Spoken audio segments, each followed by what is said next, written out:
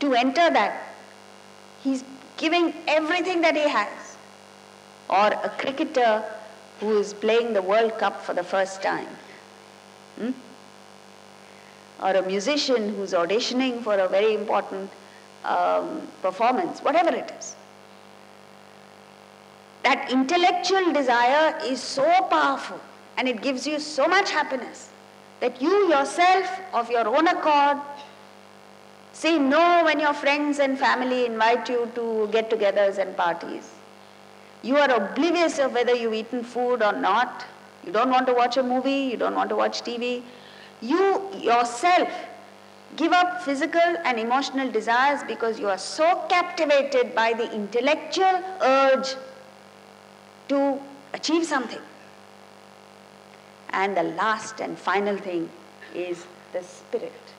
When the spiritual bug bites you, you turn your back on every other enjoyment, not because you are sacrificing. See, we look upon a spiritual person as a man who has done great sacrifice. As far as he's concerned, he has not sacrificed. He has only taken up something higher. Like Swami Ramatirtha narrates this incident of a king who went to a sage and fell at his feet. So apparently, immediately after that, the sage turned around and did a full Sashtang Namaskar to the king. So the king was highly embarrassed and he said, Swamiji, what are you doing? Why are you doing this? So the sage said, why did you fall at my feet? The king said, because you are a man of great renunciation. So the sage asked him in return, what do you think I've renounced? You've renounced the whole world. He said, yes. But by that standard, you are a greater man of renunciation. Because I have only renounced the world, which has less value. But I've taken up God. What you have done is, you've renounced God and taken up the world. So you are a man of greater renunciation. And that's the thing. What we don't understand is, what the Gita is trying to tell us is, don't stay put with mere physical pleasures. There are emotional, intellectual and spiritual joys that give you far more fulfillment, far more satisfaction than just physical.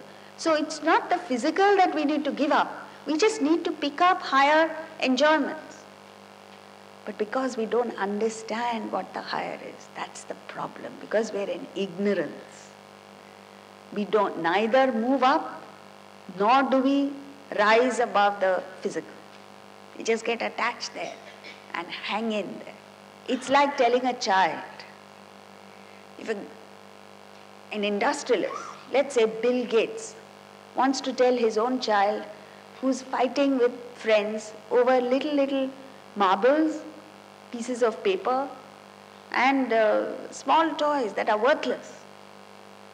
Suppose Bill Gates were to try and convince the child that, look, this is not what you're heir to. You're heir to, I don't know how many billion he's worth now. 70 billion? $70 billion will come to you. And what are you fighting about these little things? The child can't understand. And so the child rejects the billions and hangs on to the marbles and pieces of paper. And this is what we are doing. Why does the child do that? To the child, the marbles are more important than the billions, because the child cannot understand the value of billions of dollars. Similarly, what the Gita and Upanishads are holding out to us is infinite bliss. But since we can't understand infinity, and in fact, in the world, we haven't even moved up from the physical to emotional and intellectual, what spiritual things can we understand? It's because of that ignorance that we are wallowing in grief. We are fighting over little things. We are petty-mindedness. We are small-minded. That's what Krishna says. Give up this petty chicken-heartedness. Chicken's brain we have. Like once the Indian ambassador to America said, right? That's what it is. So, the Kathopanishad uses the example of a chariot to get across our personality. We use the example of a car, the Upanishad uses the chariot. In fact, that chariot example from the Upanishad has been used in the Gita. You are all familiar with this, right? The chariot represents our personality. The 5 horses represent the senses. If the horses are strong and healthy, they're raring to go. A horse is just raring to run. The reins represent the mind. The reins connect the body with the charioteer. The horses with the charioteer. The charioteer represents the intellect. And the passenger sitting there represents the individual, you and me. So, if the charioteer, see in this example of the chariot, the charioteer is the most important entity. If the charioteer is alert, awake and skilled, he knows exactly how to guide the senses using the reins. So if he holds the reins too tight, the horses don't move, so you don't proceed to your destination. If he holds the reins too loose, each horse goes in different directions, the chariot crashes and you are finished. The charioteer represents your intellect. If the intellect is alert, strong and skilled, the intellect knows exactly how to handle the senses and the mind. So it holds the senses just right. Not too loose, meaning you're not too indulgent. If a person is too indulgent, then you go helter-skelter, you waste your energies and you destroy yourself. If the intellect controls the senses too much, then you get frustrated because the senses are not allowed to get fulfillment by contact with sense objects. So, control is most important. Control does not mean frustration. Control does not mean denial. Control simply means directing the senses and mind properly. Holding the mind and senses just right, giving them enough leeway so that they are satisfied, not enough that they indulge and destroy themselves and you.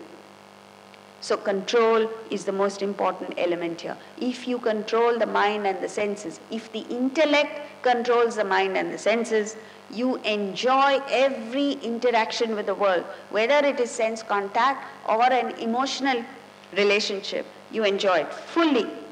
And you proceed to your destination, which is spiritual evolution. If you have no control, and usually we have no control because the intellect is either not available or not strong enough. Then what happens? The senses go berserk. Look at people around you and you'll see. There are people who are extremely talented, very skilled, wonderful people. One little weakness. And that weakness could be for alcohol, for food, for gossip, for anything, or an attachment, emotional attachment. And that destroys you completely. There is a person who sent me an email the other day, just yesterday. A lady who I met before and I had no clue that all this is happening, And face to face, she didn't have the guts to say it. The email says, I am consumed by hatred and negativity. And I know I'm destroying myself with hatred, but I just don't know how to control it. And all these years, I've allowed that hatred. That hatred eats you up like a cancer. It's worse than cancer. You entertain one negativity in you. You allow one sense contact to go berserk, overrule you. It is worse than the worst cancer. And how many people that are fall a prey to it, are victimized by it? Almost every one of us. So the survival itself becomes a problem if your intellect is not in place. So what must we do? This intellect, this buddhi that most of us are not even aware of. You know, it's not taught in schools, it's not taught in colleges, it's not taught in universities, it's not taught by the government. No corporate body teaches it. Nobody knows about it. And so what's happening is, we are living life without the intellect, which amounts to insanity. The definition of insanity is merely that. Where the intellect is non-functional, the mind goes berserk. So, this intellect, you must use, your existing intellect must be used and must be developed. So when you use your existing intellect, everybody is born with an intellect. All human beings are born with an intellect. Use that. This is a resource that is available to you. First thing is, start using it. What do we mean by start using it? Your sense contact, your emotional interactions with the world must be scanned by the intellect. Think about it. Is this what I ought to be doing? Is this my mission in life? Is it consistent with what I want to achieve? Just plain and simple. You know, Ricardo Semler, a South American who inherited a fairly small company from his father, he came up with very, very creative ideas of managing his company. And one thumb rule that he insisted upon, that every employee of his company should do, he said, whatever it is that you want to do, ask yourself the question, why, 3 times.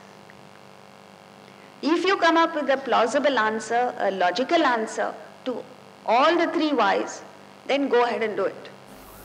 You see this magnet? If you take an iron piece to a magnet, what happens? It is attracted by the magnet, it is affected by the magnet, it is influenced by the magnet. You can't do anything to prevent that. You take the iron away and you bring a piece of wood to the magnet. What happens? Nothing happens. The magnet does not have the power to influence the wood. Now, do something interesting. Tie the wooden and the iron pieces together and bring the combination to the magnet. What happens? See, we are talking about the state of samam, and the mobile phone rang exactly at that time to get the message across that you must remain samam to mobile rings. Let it ring. The louder it rings, the greater the ability to focus, or at least you should cultivate that. So now bring the combination to the magnet. The combination of the wood and iron is affected, influenced by the magnet.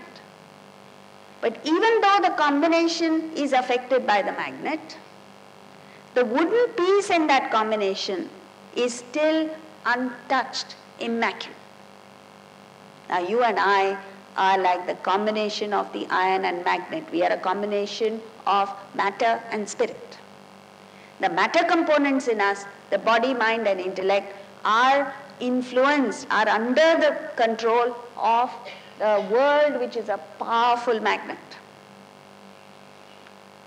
But within us, we have the spirit, which is like the wood, untouched, uninfluenced by the world. The world does not have the power to touch your spirit. And what you need to understand is, you are the spirit, you are Atman. But because of an unintelligent association, identification, attachment with the body, mind and intellect, when the world affects the body, mind and intellect, you get affected, you appear to be affected.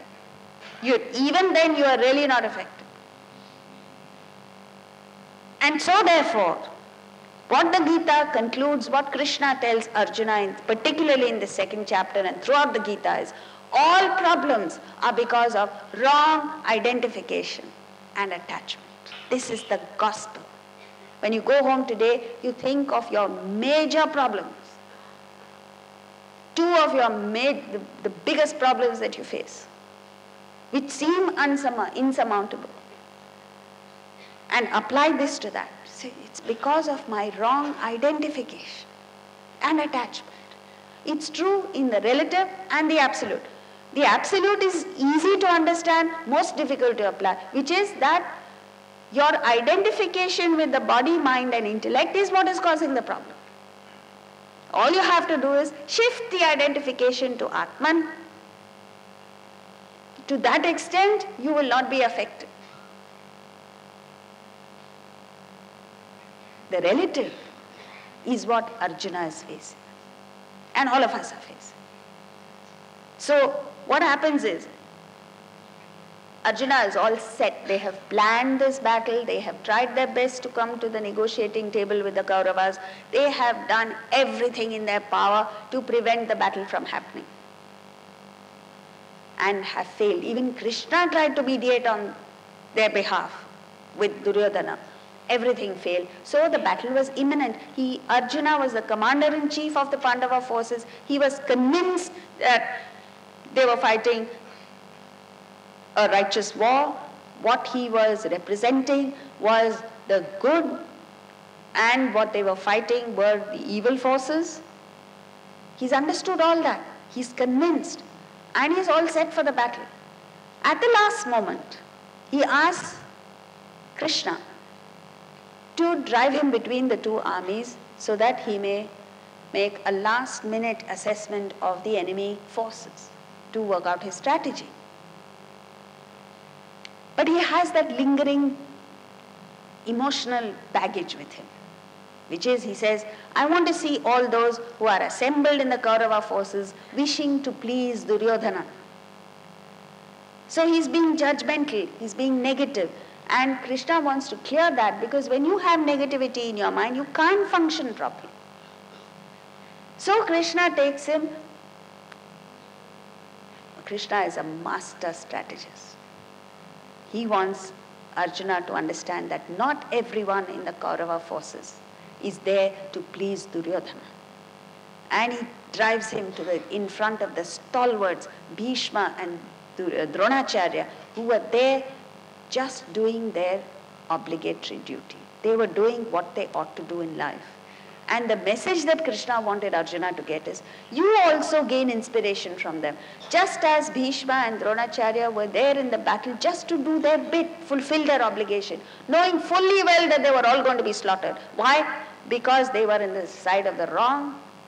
And number two, Krishna was on the side of the Pandavas. There was no way that the Kauravas would win. And yet, they were there in full might, enthusiastically, to just fulfill their duties and die. Krishna wanted Arjuna to get that message, but it all exploded. It went berserk because Arjuna, for the first time, faced with the most important battle of his life, crumbled. For the first time in his life, he looked at it from a personal viewpoint. And that shattered him. So he took one look at Bhishma and Dronacharya and he said, how can I kill these venerable masters who are worthy of being worshipped? And he gives great poetry. Now the interesting thing is, what he says is all right, but the basis of the whole argument is wrong. And many times we get into situations like this, where we reason, but the reasoning is all faulty, because the entire reasoning, the intellect, is dictated to by the mind, which has a powerful like or a powerful prejudice. And thereafter, you can't see what is right and wrong. So the intellect is held hostage by a powerful mind. The intellect is weak. And when the intellect reasons, it appears to be right. It's like talking to a lady who is analyzing a mother-in-law. The basis of the entire analysis is hatred and negativity. So what can she reason? She only sees negativity. And so also the mother-in-law with reference to the daughter-in-law. That's why the two never see eye to eye. So if you happen to be the husband refereeing the battle between the mother-in-law and daughter-in-law, you've had it. Because you see things which they don't see. So that's what it is. All problems are because of wrong identification and attachment. So let's take a brief look at the entire chapter. The overview of this chapter is the first 10 verses is Arjuna's sorrow still going on. And then 11 to 25, Krishna gives him the highest knowledge, the indestructible spirit. What are you worried about dying, Arjuna?